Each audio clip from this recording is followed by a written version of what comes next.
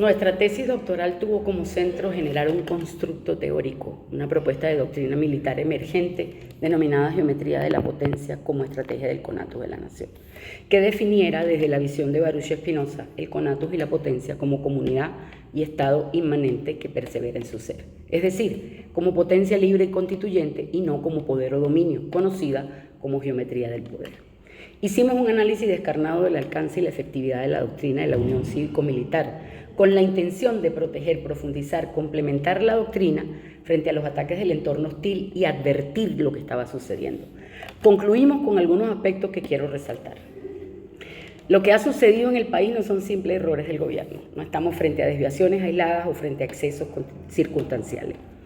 Estamos frente a una transformación estructural del Estado venezolano, una mutación profunda donde la Fuerza Armada dejó de ser garante de la soberanía nacional para convertirse en administradora del conflicto social, protectora de una élite corrupta y mecanismo de contención de un pueblo empobrecido.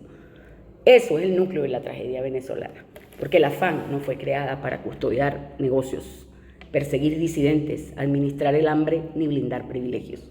Su misión constitucional era proteger la República, la soberanía, el territorio y al pueblo venezolano. Veamos los resultados del 3 de enero. Pero ocurrió lo contrario.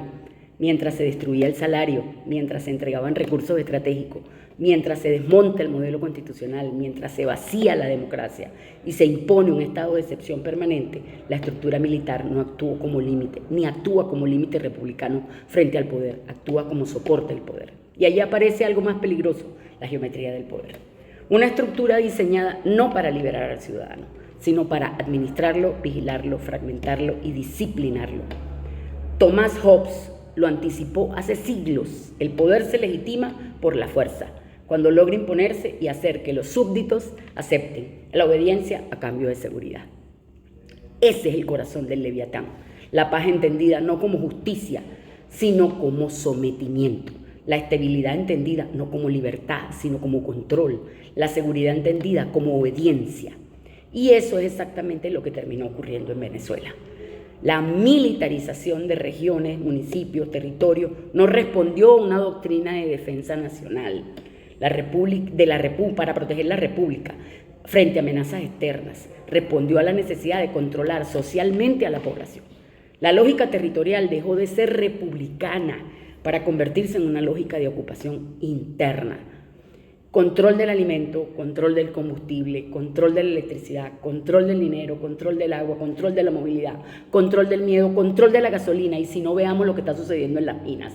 Una arquitectura completa de dominación, una verdadera geometría del poder. Porque cuando el ciudadano depende solamente del aparato político para sobrevivir, el poder deja de administrar una nación y comienza a administrar los cuerpos. Y allí el papel de los sistemas de inteligencia y contrainteligencia fue decisivo. No para detectar amenazas contra la soberanía, no para proteger el interés nacional, no para defender la integridad territorial, allí está el 3 de enero de prueba, sino para vigilar, infiltrar, intimidar y neutralizar a la propia sociedad venezolana. La doctrina de seguridad fue invertida. El enemigo dejó de ser quien amenaza la soberanía desde afuera y pasó a ser el ciudadano que critica, que protesta o que disiente. Y ahora tenemos lo peor de los dos males.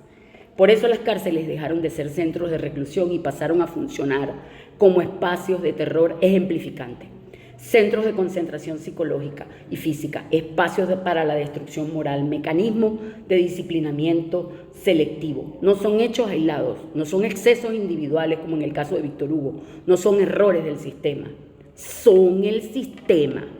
La tortura, la persecución, las muertes bajo custodia, la destrucción psicológica del detenido, el uso del miedo como política pública, todo eso forma parte de una racionalidad del poder. Una racionalidad donde el derecho deja de limitar el poder y comienza a justificarlo. Por eso toda la jerga pseudojurídica termina funcionando como cobertura técnica del horror. Por eso necesitan a los juristas del horror. Porque cuando el derecho se separa de la justicia y de la dignidad humana, deja de ser derecho y se convierte en instrumento de dominación. Y allí aparece la gran responsabilidad histórica de la FAN. Porque ninguna estructura de esta naturaleza habría sido posible sin la omisión, la inacción, la obediencia ciega y la complicidad activa de sectores militares. La Constitución fue desmontada frente a sus ojos. La soberanía económica fue erosionada en sus narices. El territorio fue penetrado por actores irregulares y ahora por una fuerza invasora. La institucionalidad republicana fue demolida frente a ustedes. Y aún así, el aparato militar terminó administrando el nuevo orden. Un orden donde la estabilidad económica se construye sobre el miedo, donde la paz se construye sobre el silencio, donde la gobernabilidad se sostiene sobre el agotamiento social. Pero un Estado que sacrifica su constitución para conservar el poder termina destruyendo aquello que decía defender. Porque la supervivencia de una república no depende solamente de conservar estructuras formales de mando, depende de conservar su esencia. Y la esencia de la república no es el miedo, no es la obediencia, no es la vigilancia, no es la coerción, no es el secuestro, no es el saqueo. La esencia de la república es la soberanía popular, la dignidad humana, el interés nacional y la libertad política. Spinoza comprendió algo que Hobbes jamás pudo entender. Un Estado no se sostiene eternamente por la fuerza, se sostiene por el consenso, por la potencia colectiva de la multitud organizada. Cuando el poder rompe el pacto constitucional y sustituye el consenso por coerción permanente, entra en una lógica de guerra contra su propio pueblo. Y eso es exactamente lo que estamos viviendo y lo que hemos vivido. La tragedia venezolana no es solamente económica, es civilizatoria, es moral, es institucional, pero también es espiritual. Porque destruyeron la confianza social, la noción republicana y el sentido mismo de pertenencia nacional. Y ningún país puede sobrevivir indefinidamente convertido en un sistema de miedo administrado por élites políticas, económicas y militares desconectadas del sufrimiento de su población. La verdadera seguridad de la nación no nace del control total, nace del desarrollo integral, de la justicia, de la democracia, de la dignidad y de la soberanía real. Oli Millán y Víctor Álvarez han descrito que esto no es una simple desviación administrativa, es la transformación deliberada del Estado en un sistema de reparto donde la Fuerza Armada dejó de ser garante de la soberanía para convertirse en administradora de la renta nacional. No solo se entregaron cargos, se distribuyeron ministerios, llegando a ocupar cerca de la cuarta parte del gabinete. Se transfirieron empresas públicas, más de 50 estructuras económicas bajo la órbita militar. Y se abrió el acceso privilegiado a divisas, importaciones, contratos. A esto se suma un dato aún más grave, una economía paralela que ronda en una quinta parte del PIB, donde confluyen minería ilegal, contrabando y otras rentas opacas, muchas veces bajo zonas de control donde el poder armado tiene influencia directa.